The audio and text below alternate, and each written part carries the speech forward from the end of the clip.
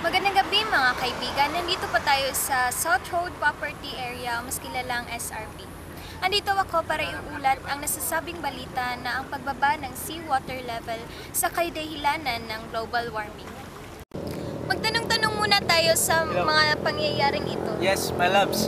Sir, pwede po ba kayo ma-interview? Wait. So sige, pwede po.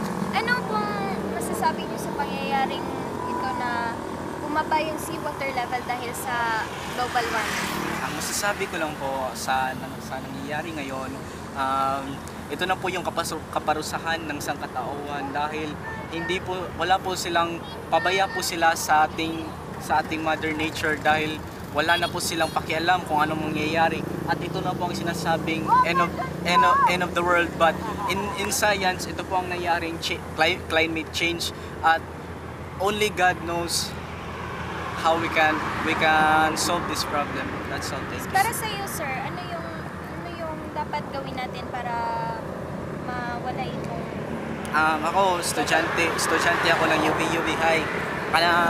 Ito po ang kailangan po ng mga tao para ma-prevent natin ang nature natin ay kailangan magtulungan tayo, mag-unite tayo para hindi matuluyang masira yung nature natin dahil yung mga anak lang natin ang maninirahan dito kaya kailangan din natin pakinabangan to. Then that's all. Thank you. Sir, maraming salamat, sir. UB, I love you. At ito si May Marie nagbabalita.